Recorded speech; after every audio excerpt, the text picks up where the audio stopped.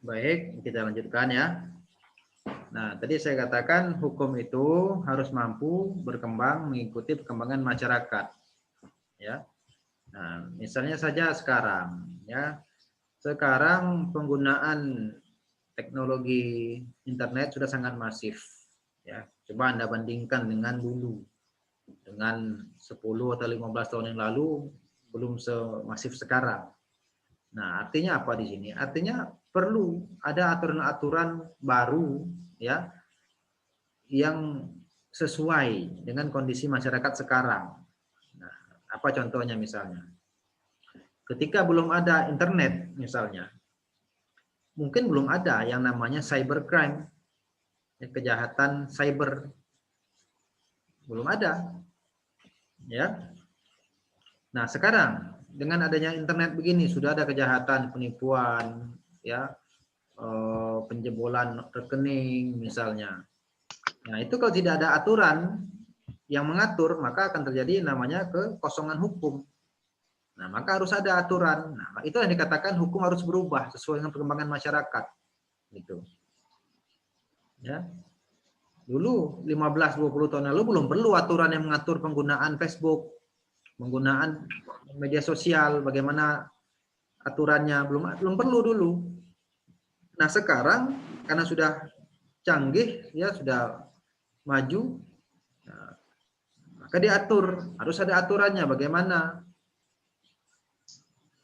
Banyak orang sekarang yang tersangkut hukum hanya karena status di Facebook, hanya karena status di Twitter. Banyak orang ya yang dikiranya itu tidak ada masalah, ternyata itu salah.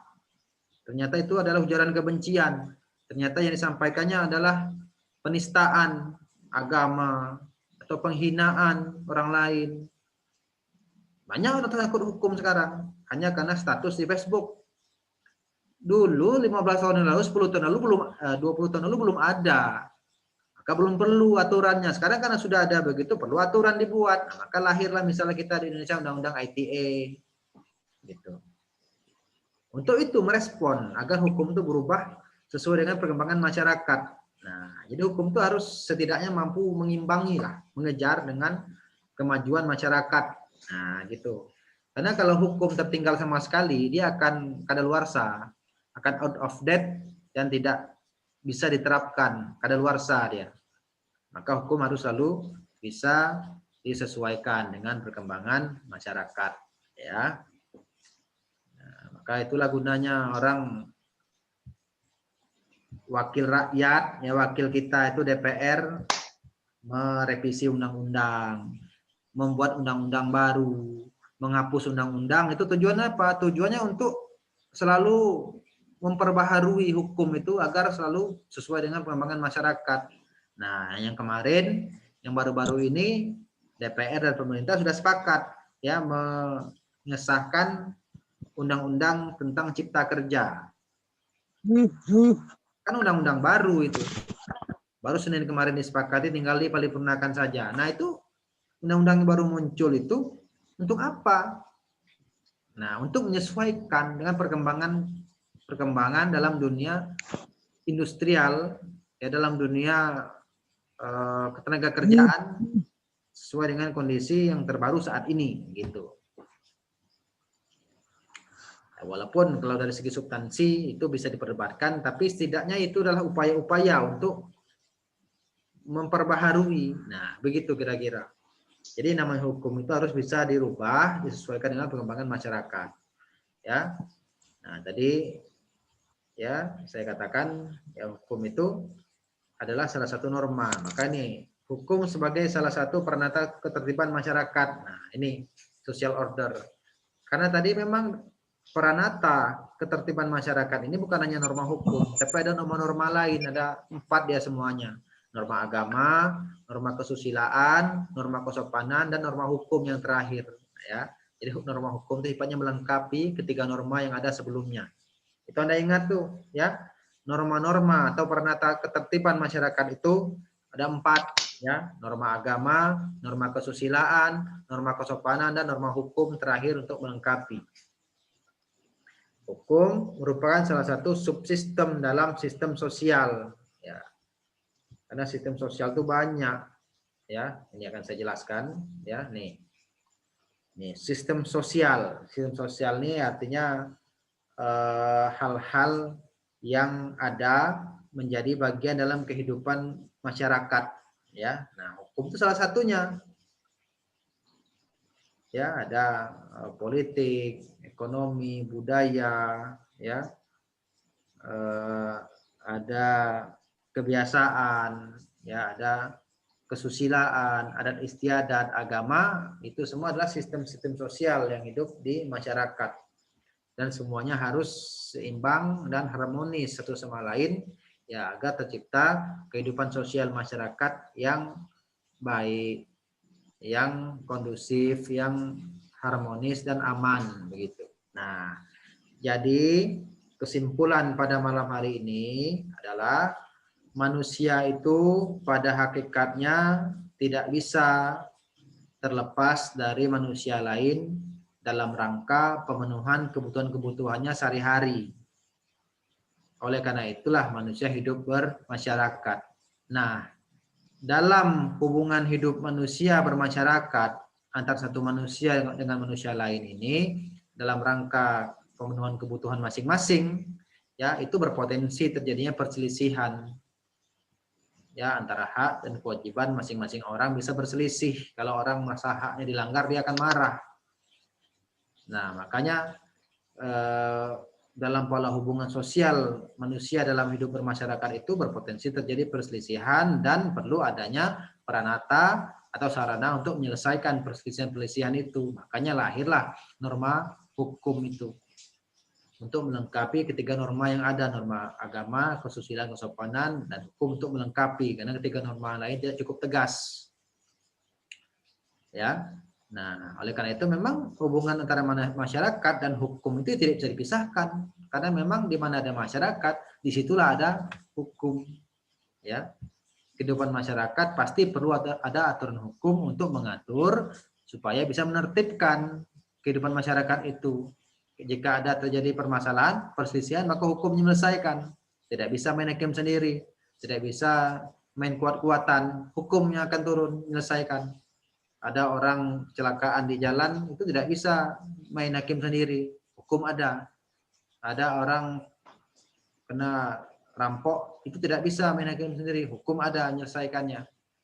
Ada orang merasa dihina melalui Facebook, tidak bisa main hakim sendiri, hukum ada menyelesaikannya. Oleh karena itu memang dalam kehidupan masyarakat tidak bisa dilepaskan dari adanya norma hukum. Begitu ya. Nah, sekarang silakan kalau ada yang ingin ditanyakan terkait penjelasan saya, silakan. Instruksi Pak, ya. Hukum sebagai salah satu peranata. Peranata itu maksudnya apa Pak? Oke, hukum itu sebagai peranata. Jadi begini, tadi saya katakan dalam pola kehidupan manusia bermasyarakat kan berpotensi terjadi perselisihan, konflik, kan gitu. Nah, perselisihan, konflik yang dapat terjadi ini tentu perlu peranata sosial untuk menyelesaikan. Atau begini, kita hidup bermasyarakat itu kan harus tahu apa yang salah, apa yang benar, apa yang boleh, tidak boleh dilakukan, apa yang baik, apa yang buruk, kan harus tahu kita supaya kita hidupnya itu benar, tidak melanggar hak orang lain, tidak melakukan hal yang salah, kan begitu. Nah, itu kita dapat dari mana? Kita dapat dari peranata-peranata sosial, ya. Itulah tadi, ya, yang tadi saya katakan ini.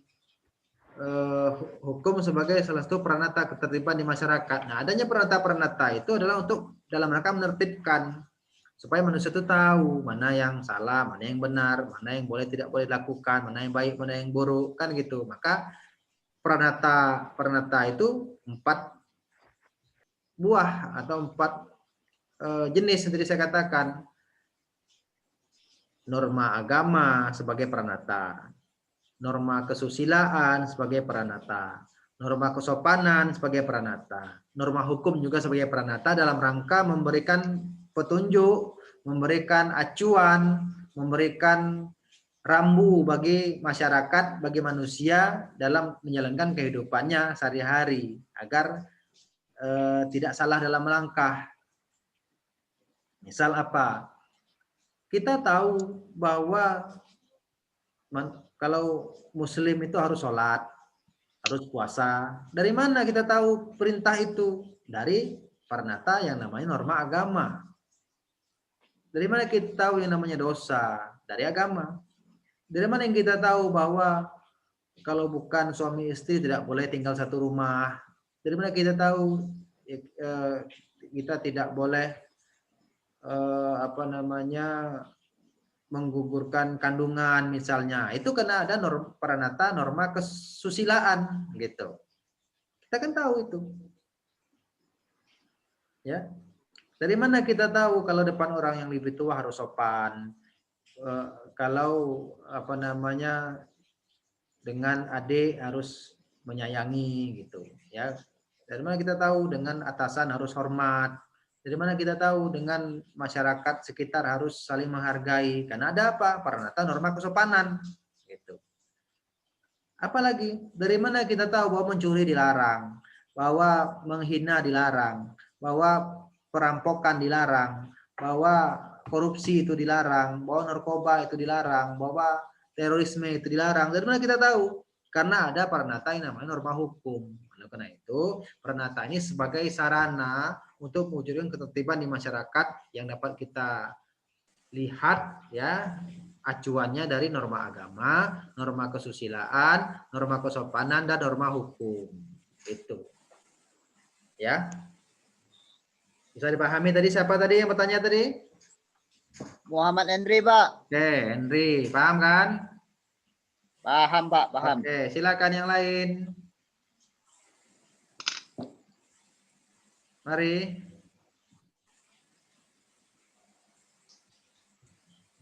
Silakan yang lain yang ingin bertanya. Kalau banyak yang tidur tuh, Pak. Hujan. Yang tidur tak nampak mukanya, saya alpakan aja lah nanti. Iya, Pak. Ngapain? Pasti HP tinggalin itu kan? Wah, Kalau nampak wajahnya seperti Melinda misalnya, seperti si Andrian, Amen Sandria, kan jelas. Seperti Bima Adi, Tiara Rahayu, ya.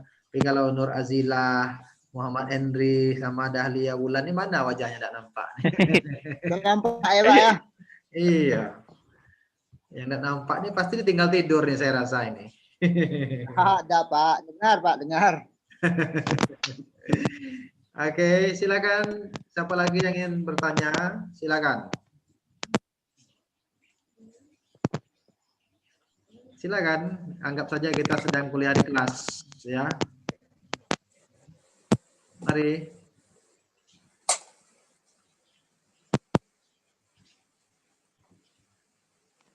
Tidak ada lagi.